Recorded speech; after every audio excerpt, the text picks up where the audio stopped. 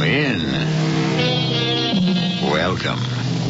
I'm E.G. Marshall, chauffeur of this ominous omnibus, which makes unscheduled stops for terror, suspense, and murder. The life of man, according to the ancient Greeks, was a thread that passed through the hands of the three goddesses of fate. The first was Clotho, who spun the thread. The second was Lachesis, who wove the design. And the third was Atropos, grim, implacable Atropos, who used the sharp and terrible shears. Atropos, who cut the thread of life for all eternity. I don't want you to go. Why not? I told you why not. I can foresee the future, and I know the plane will crash and you'll be killed. You know this? Yes, Ted. I saw it in a dream. I'd like to test your powers of prophecy. You say you see what's going to happen to me 12 days from now, on March 12th. I've seen it. You get killed at the airport. Tell me, what else did you see? What was on the stock market page? Who won the races at Starlight Park? Well, that's not... That's what? You say you can foresee the future. I can, Ted. Believe me. I will. If you can tell me what stock to buy. Well, I'm waiting.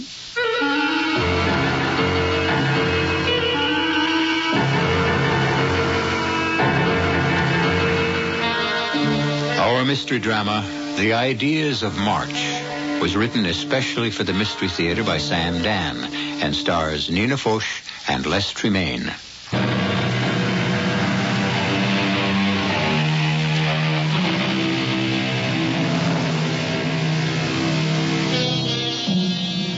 Albert Einstein had a theory. It was called relativity. Although it changed the scientific thinking of the world, less than a handful of people can actually understand it. One facet of it says, in a general way, if you travel at the speed of light, the past, the present, the future become all tangled up with each other.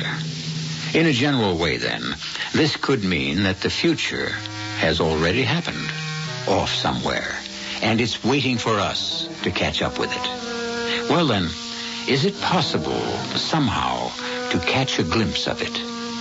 There are people who say we do, in dreams.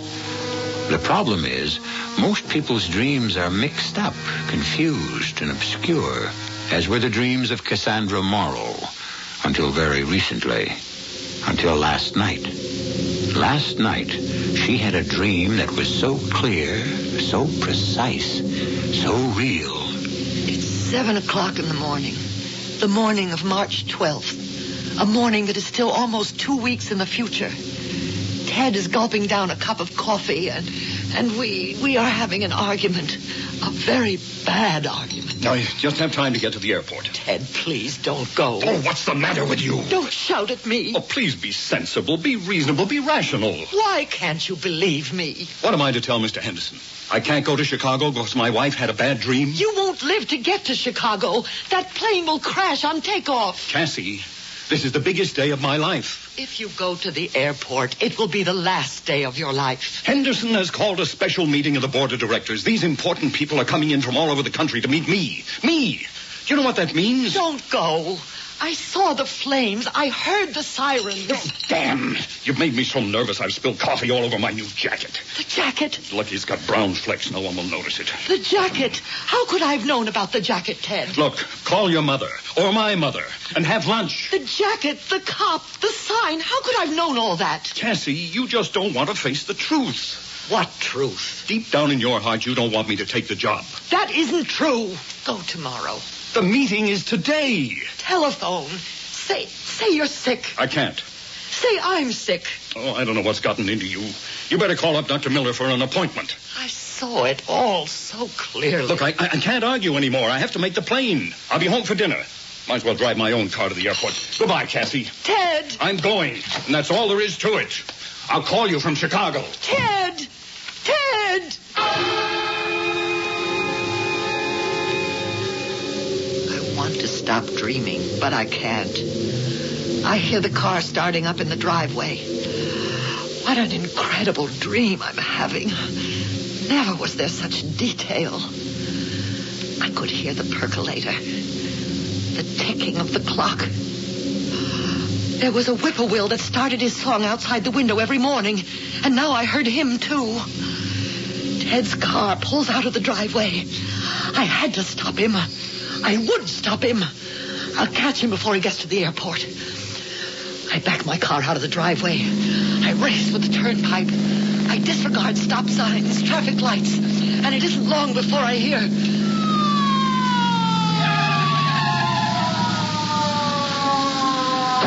Okay, lady.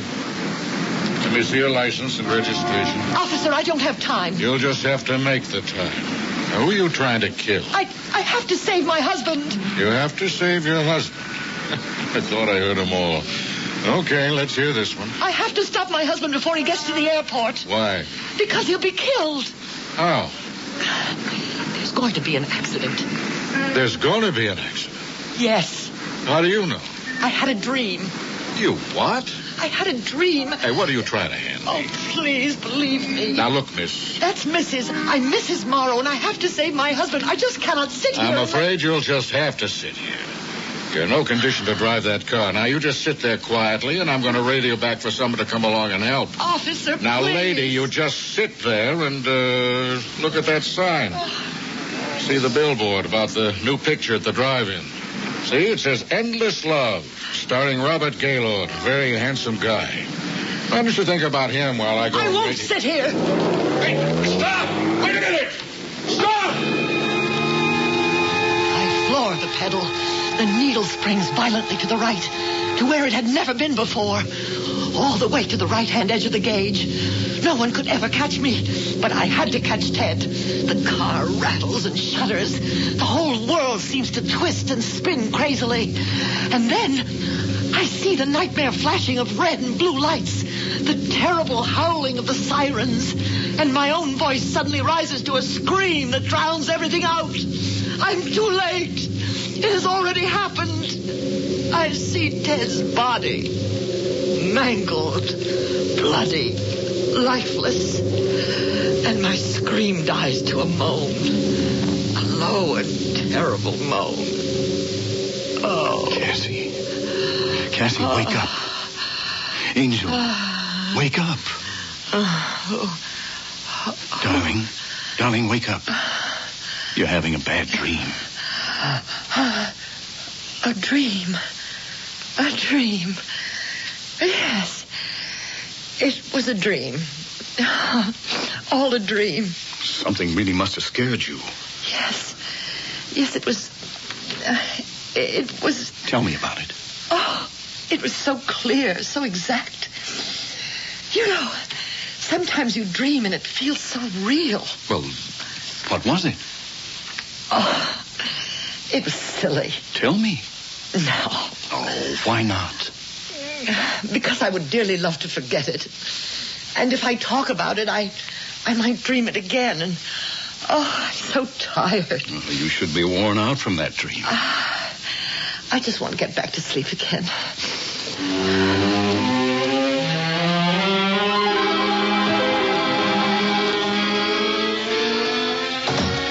Ted? Yes, indeed. Dinner ready? I never even heard you leave the house this morning. Well, you had a rough night. Thought I'd let you sleep. I hope you made yourself some breakfast. I didn't starve. You feeling okay? Why shouldn't I be feeling okay? Well, you had a very bad dream. Seemed to take something out of you. I was worried about you all day at the office. Well, if you were so worried, why didn't you call? Why didn't I call? To call or not to call, that was the question. What question? Well, first, I was tied up all day. And second, I wanted to tell you about it in person. Tell me about what? Tell you that I'm going to be named Vice President in charge of production. Ted! Vice President Ted, if you please. You mean it's going to happen? It's already happened. Sterling sent in the recommendation to Mr. Big Wheel himself, Henderson, in Chicago. Vice President. Money, bonus, stock options, the whole works. I have become what is known as management. You know how people talk about they? I have now become a they. Oh, we'll have to move, won't we? Sure. Can the vice president in charge of production for International Minerals reside in a 3-bedroom ranch in West Valley? No. We'll have to live up to it. I like it here. You'll like it better where you're going. When does it become official? Thursday, 12th of March.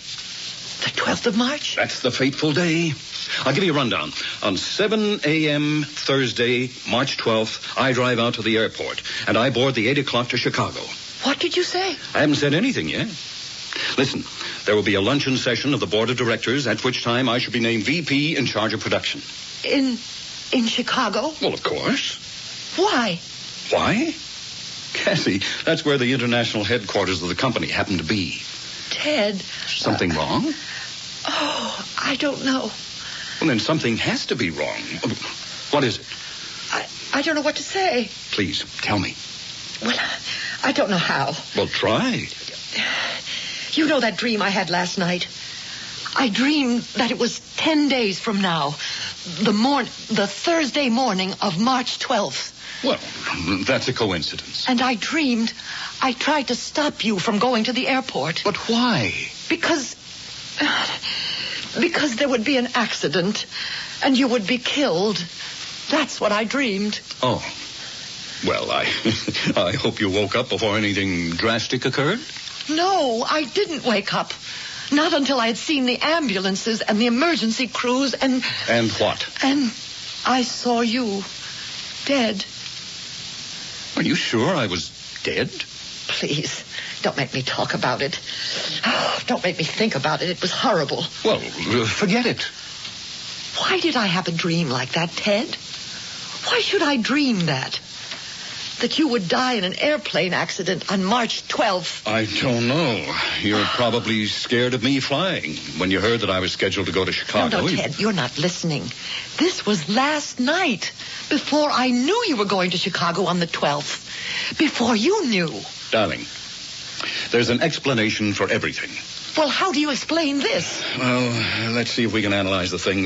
March 12th, what, if anything, is significant about that date? Does March 12th mean anything to you?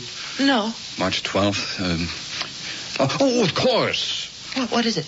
I know why you don't want me to go to Chicago. Why? Because that's where Marcella Thornton lived. Oh, Marcella. I haven't thought about her in years. Oh, is that so? You forget that Marcella and I were supposed to be married 12 years ago. On what date? March 12th? Oh, but Ted, I knew it was over between you and Marcella. I knew you chose me. But a little residue of doubt may still be lurking in your subconscious. Oh, it was 12 years ago, the 12th of March. All those 12s coming up must have overwhelmed you. No, Ted, no. Nothing inside of me brought this on. It was as if I had been allowed to live in the future. And I had a glimpse of what was going to happen. Oh, you don't believe that, do you? I mean, you're a sensible, rational woman. You know, you just know you can't see into the future. Now admit it. Well... Look, on the basis of that dream, do you want me to cancel the trip? Well? No, I suppose not. Why don't we forget it? Incidentally, there was a sale at Rossmeyer's. I picked up a honey of a jacket. Oh, it's about time. You need new clothes. Yeah, let me open the package. I was thinking of wearing this to Chicago. They're a very informal group. Oh, no, wait. Ted, wait. Before you open the package, see if I can tell you what color it is. It's gray with brown flecks. Well, how did you know? You must have been spying on me. There, see? Oh. It's exactly the way you described it. Ted, that jacket. That's the jacket you were wearing in my dream. That's the jacket you were wearing on Thursday morning, the 12th of March.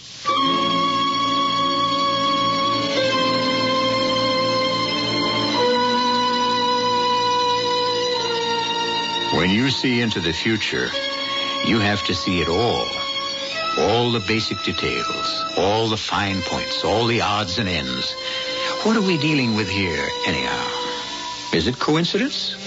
Or is it out-and-out prophecy? We always play fair. You might consider her name. For example, do you know who Cassandra was? Well, we'll explore it all further when I return in just a few moments with Act 2.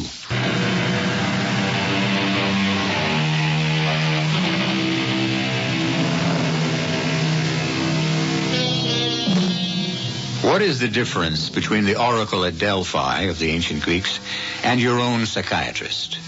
The oracle stated that your dreams reveal your future. Your psychiatrist will contend that your dreams illuminate your past. Albert Einstein reconciled the two by saying both past and future can exist at the same time. Is everything clear? It is to Cassie Morrow, who had a terrible dream the other night.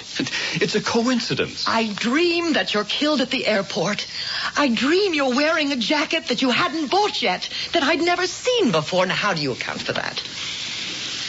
I'm scared. Cassie, be sensible. That's what you said to me in the dream. Be reasonable. You said that, too. Well, be rational. Be sensible, be reasonable, be rational. That's exactly what you said to me. Oh, Ted, I'm so frightened. Well, I don't know what to tell you.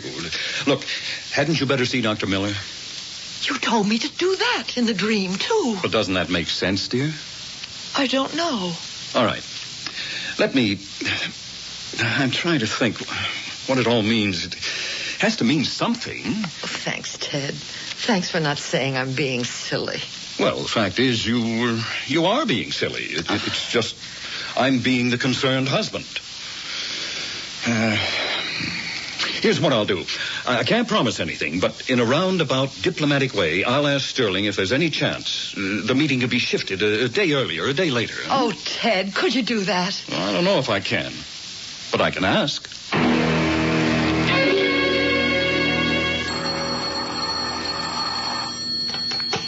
Hello? Cassie, What is it, Dad? Look, on this thing, this dream of yours, well, What? I couldn't even bring it up. Sterling hit me first thing. He said March 12th is going to be a big event at the company.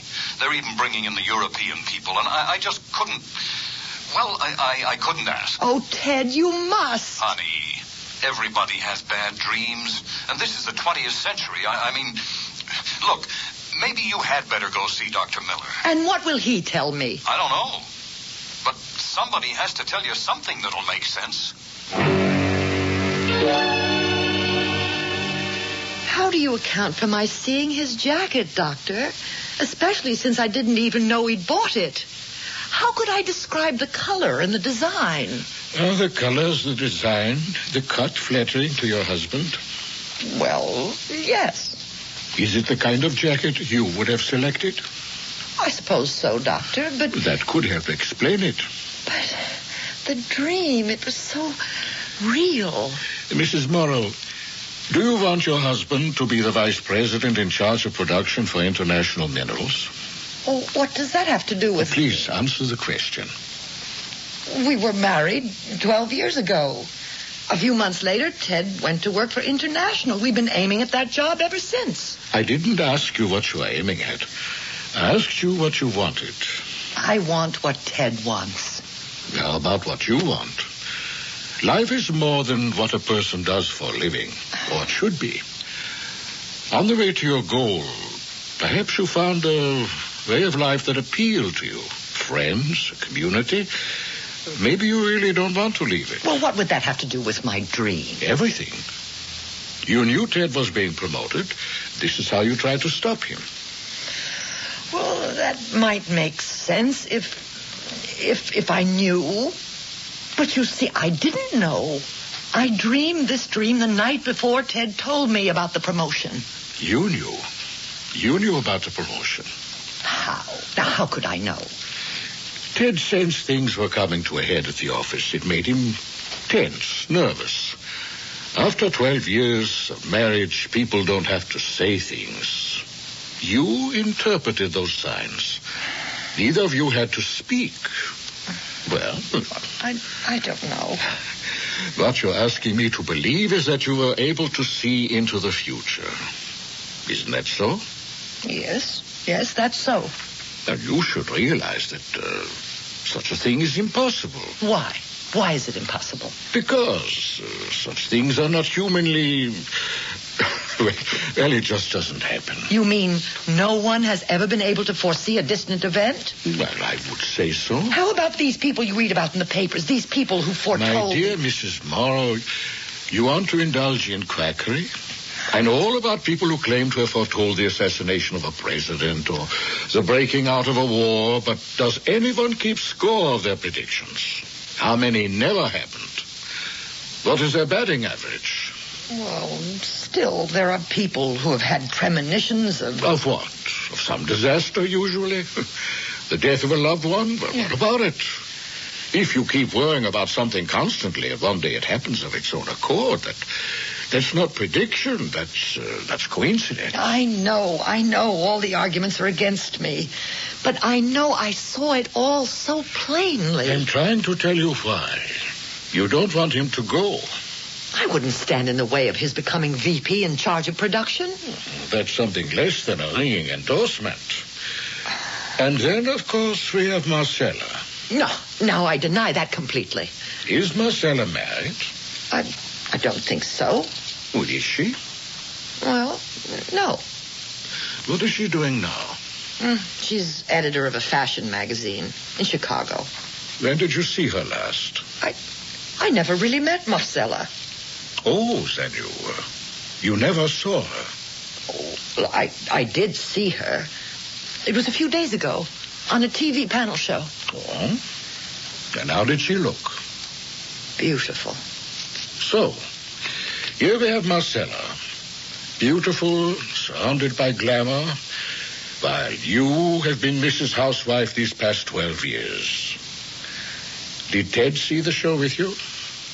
Yes. What did Ted say? He said, there's Marcella, as beautiful as ever. Did he discuss her after the show was over? No. Well, did he say anything else about her? You mean all he made was that one remark? Yes. But you couldn't help thinking that, quietly, he was comparing the two of you. I didn't think anything of the sort. And didn't you think, oh, my Lord, I hope he never goes to Chicago? I'm not worried about it. I know he chose me. And we have 12 years together. And they mean something. Mrs. Morrow, I think you must come to grips with your insecurity. You're afraid of Marcella. All I know is I had a dream. I saw my husband killed. It's not what you saw. It's why you saw it. Okay. Let's say it's nothing more than my subconscious insecurity. Okay. But how could I dream the details? The details of the future. The jacket. We've already accounted for the jacket. Well, how about the other details? Well, such as? The police officer. He stopped me just outside the drive-in movie at the Turnpike. And he said, why don't you look at that sign and fantasize about Robert Gaylord while I get you some help? He said that? Well, I haven't been near the Turnpike in weeks. I never go to that drive-in. How would I be able to read a billboard, Endless Love starring Robert Gaylord? How would I see that? Well, there must be an explanation. Oh, everybody keeps saying there's an explanation, but nobody explains it. Have you got a phone book? Yes, right over there. Oh, thank you. Turnpike drive-in. Here it is. 207-8308. May I? Yes, of course. Everybody says be rational, be sensible. I am rational. I am sensible. What I saw was real, and I'll prove it. Turnpike driving. Can you tell me what it says on your marquee? It says what's playing. What else would it say? Can you tell me what's playing, please? Be my guest. The Love Racket, starring Jenny Bailey. That's what it says? Uh-huh. That's what we got showing. I see. Hey, come on out. Bring your husband or boyfriend. Hey, I got a dynamite idea. Bring them both. What is it? Nothing. I was wrong. It was just a dream. Well, of course. I mean, it was just a dream. A dream like any other dream, and it probably means nothing at all. Well, it probably means something. Oh, but it doesn't mean... It doesn't mean I foresaw the future. What made you change your mind suddenly? What, I was wrong about a significant detail. The movie. So, I could be wrong about all of it. The accident, too. Oh, thank you, Doctor. For what? Oh, I feel so much better.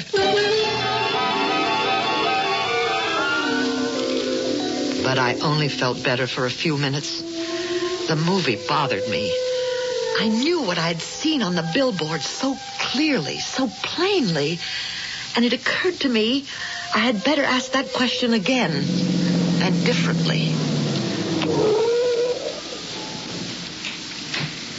Are you the manager? Yeah, I'm the manager. Oh, you got a beef already? Show hasn't even started. Can you tell me what your billboard will read on Thursday morning, March 12th, 9 days from now? What will the attraction be? Oh, lady, you said the magic word, attraction. We're going to have Dynamite Robert Gaylord in Endless Love. And the sign that faces the turnpike? Well, of course, it faces the turnpike. How else would people be able to read it? Will it read Endless Love, starring Robert Gaylord? Well, what do you want it to read? Those are the facts, ain't they? Yes. Yes, those are the facts.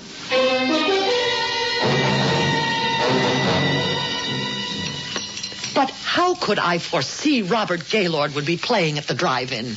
Because he's your favorite actor. But how would I know? A dream is a fantasy world, and you create it. And there are no real foundations for anything. You wanted that picture to be playing there, so that's what the billboard said. Did I also want you killed in a crash? Well, subconsciously, maybe you're angry at me for something. Oh, what?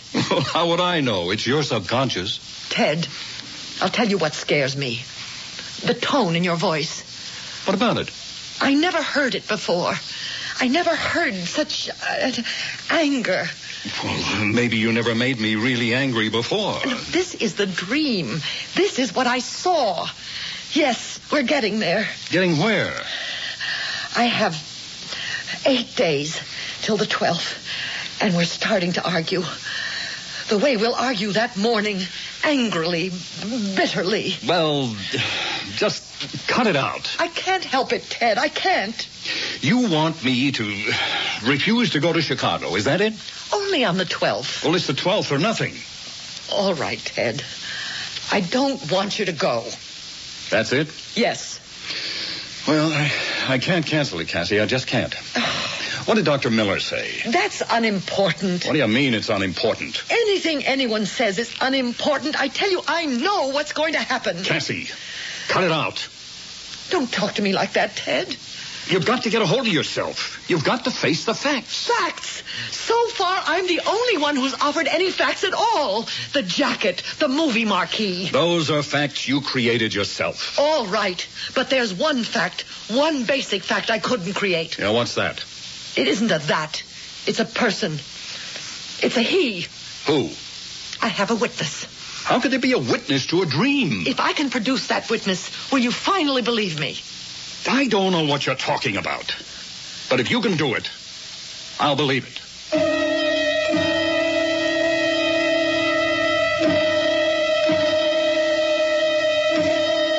Who is this person who can vouch for the authenticity of Cassie's dream? If she says there's a person, then she definitely is able to name that person. And since we try to play according to the rules, you know we aren't going to drag in anybody out of left field. That person has to be someone you've already met. But who? I'll be back in just a few moments with Act 3.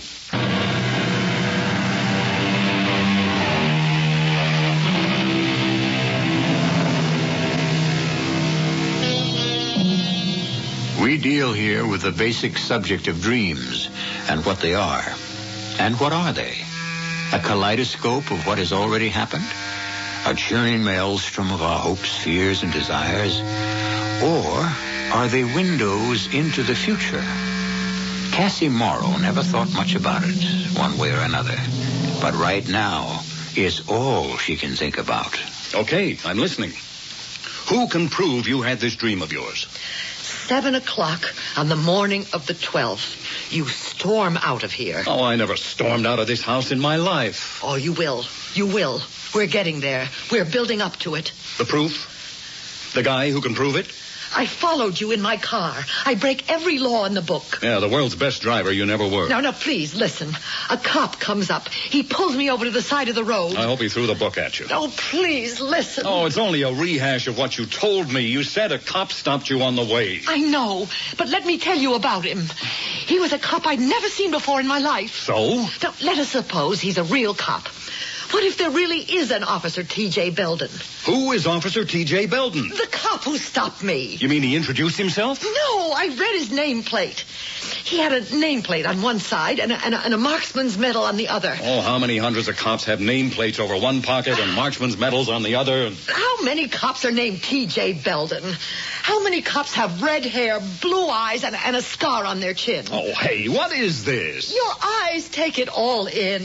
Maybe you don't think you notice it, but your eye sees it. And you can recall it if you try.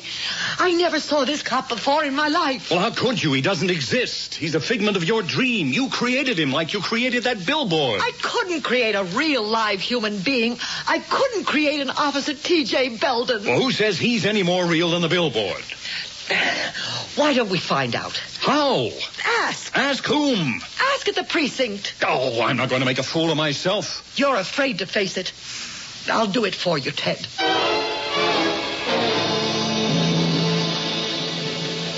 Yes, ma'am. We patrol the turnpike between here and the airport. Sergeant, would you have an Officer Belden? A T.J. Belden? Why do you ask, ma'am? Well, Do you wish to register a complaint? No, not at all. I just want to know. Lady, the personnel of any precinct is a matter of record. I couldn't keep it from you. I'm not saying... If it came to it, you could have a lawyer compel the department. No. I only want to know if an officer named T.J. Belden will be patrolling the turnpike on the morning of the 12th. Look, ma'am, we have no Officer Belden. Oh. I don't know the man. You might go to Central Headquarters downtown. I see. Thank you. It makes me feel wonderful to hear that. Oh, thank you again. Now, finally, the thing could be laid to rest. If a dream is to be more than a fantasy, then all the details must be real. And if I had fantasized an Officer T.J. Belden, then I could have fantasized the rest. And I was feeling wonderful as I walked out the door. And then I saw him coming in. A tall, reddish-haired cop with blue eyes, a scar on his chin, a marksman's medal over his right shirt pocket, and a nameplate over the left which read T.J. Belden. I thought my heart would stop. I stood by the doorway. I watched him approach the desk. Patrolman T.J. Belden, Sergeant. I'm being transferred on the 12th here. My papers. Belden, huh? Hey, where have I heard that name before? Oh, yeah. Just a minute ago, some dame was asking for you. Dame asking for me? How'd she know I was coming here?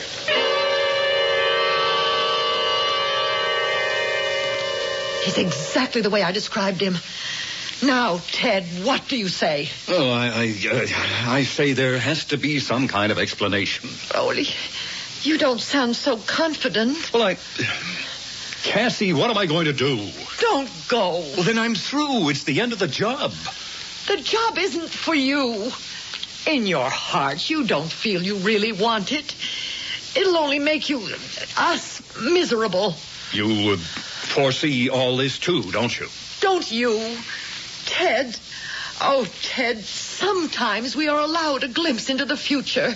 By whom? I don't know. I only know what I saw. Ted, the signs are there, all the signs. I did see Officer T.J. Belden. Yeah. I can't get around that. Well, okay, you win. I won't go. Don't say I win. We win.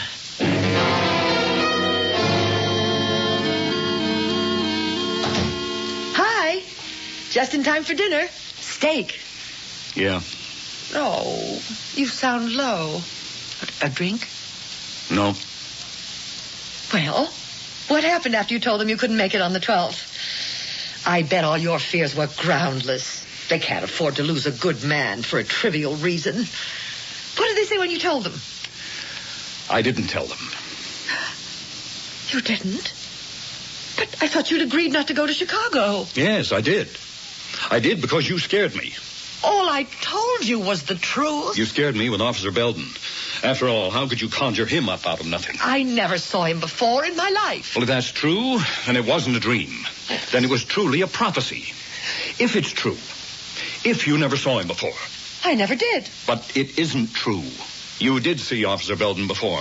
Oh, that's impossible. Then you brought him back into a dream. But I tell you... 5 years ago, you were ticketed for driving through a stop sign. I don't remember. Look, this thing about Belden, it bothered me and bothered me. Why not? My whole future was at stake.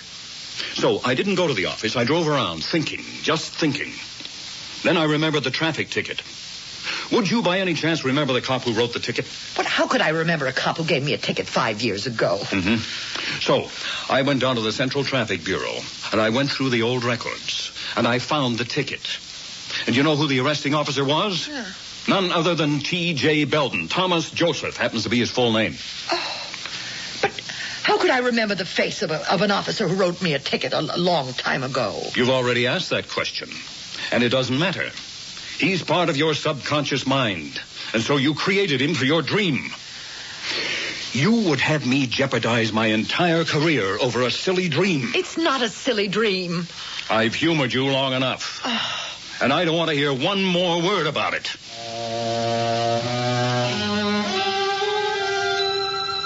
The days passed, and we hardly spoke. Because what was there to speak about? And then, it was the morning of the 12th. The morning I had dreamed about 12 days before. And suddenly it was the dream come to life. Words exploded between us. Be sensible, be reasonable, be rational. Oh, damn! Spilled coffee all over my new jacket. The jacket? How could I have known about the jacket, Ted? The jacket, the cop, the movie sign. How could I have known? Look, you won't face the truth.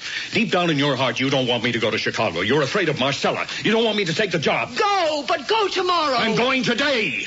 And that's all there is to it. I'm living through it again. But this time I'm awake. Wide awake. I'm not dreaming. I know I have to stop him. Stop him somehow before he gets to the airport. Before he gets on that plane. Before that plane takes off. In the dream I was too late. But this time I'll go faster.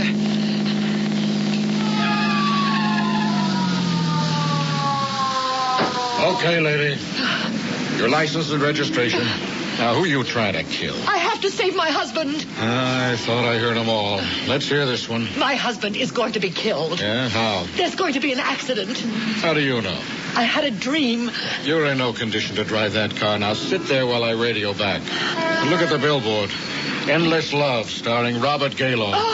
Think about him. I can't sit here. I won't. Hey, wait a minute. Stop! Stop! Once again, I could see him in the rearview mirror. I could see him get into his cruiser and start out after me. But no one could catch me. The whole world seemed to twist and spin crazily. And just up ahead was the blue sedan with the license plate UL58. Ted's car. I honked the horn. I knew he was looking through a rearview mirror. But he refused to stop. He was trying to escape from me. I pushed down harder on the pedal, and the speedometer needle shot violently over to the right. All the way to the extreme right-hand side of the gauge, to where it had never been before. And suddenly I heard it, the terrible sound of the crash.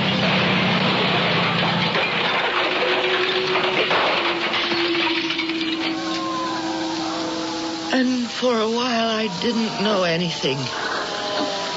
And then suddenly, all around me, I heard sirens. I could see flashing lights, red and blue. I had been too late. The plane had taken off. Ted was dead. And then I saw a familiar face. The helmet, the red hair, the blue eyes, the nameplate. T.J. Belden. And I could hear his voice. I think this woman's alive. Get the ambulance over here. No, this is a bad one, Sarge. She rear-ended him at over 100 miles an hour. Yeah, poor guy, he's gone. According to his wallet, he's a Mr. Ted Morrow. Does she have anything in her purse? Yeah, here's her license. That's funny. Her name is Morrow, too. Cassandra Morrow. Same address. Yeah. Yeah, she said she was trying to stop him. Stop him from what? Stop him from getting killed. Hey, this is the dame. Which dame? The one who was asking about you. How do you figure it? Beats me. Sure beats me.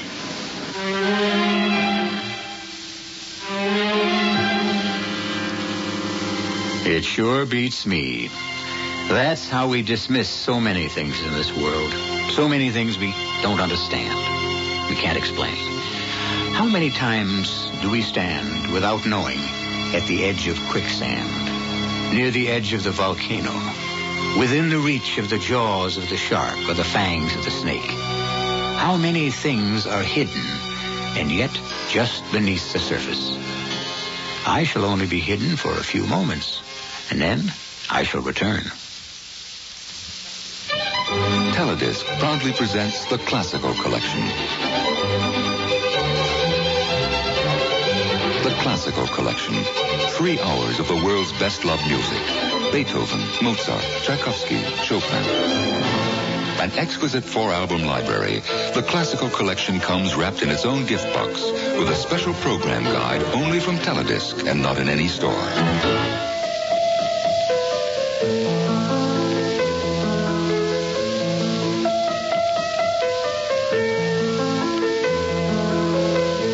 Call 1-800-642-7400. The Classical Collection, your musical treasure for years to come.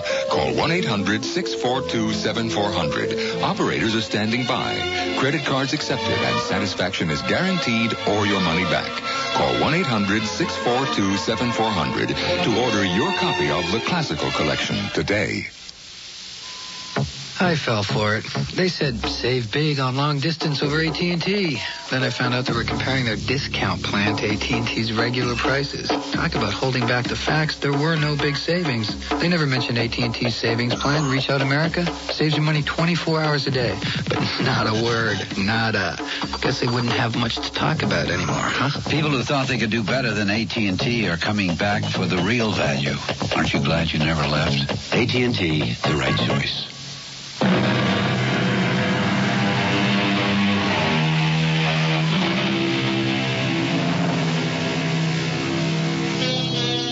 What happened to Cassandra Morrow? She recovered finally. She's raising her children. But she no longer dreams about anything. They say Apollo fell in love with Cassandra and gave her the gift of prophecy. There's also another part to it. When she displeased him, he turned the gift into a curse. Yes, she still was able to foresee the future, but he saw to it that no one would ever believe her. At any rate, never dismiss your dreams. They may be the preview of your future. Our cast included Nina Foch, Les Tremayne, Brett Morrison, and Lou Krugman. The entire production was under the direction of Himan Brown. December 7th, 1941, a date which will live in infamy. We believe that all men are created equal, yet many are denied equal treatment. We proposed the most sweeping and generous arms control proposal in history. We offered the complete... Every president has had to face tough decisions in his term of office. Many discuss them with their vice president, members of their cabinet, and Congress. Other presidents have consulted court decisions or sought advice from special advisors. But only one thing has influenced every presidential decision made in the history of the United States, and that's the Constitution. The Constitution, the words we live by. To receive a free copy of this great document and information about it, write Constitution, Washington, D.C., 20006-3999. A message from the Commission on the Bicentennial of the United States Constitution and the Advertising Council. This is E.G. Marshall inviting you to return to our Mystery Theater for another adventure in the macabre. Until next time, pleasant dreams.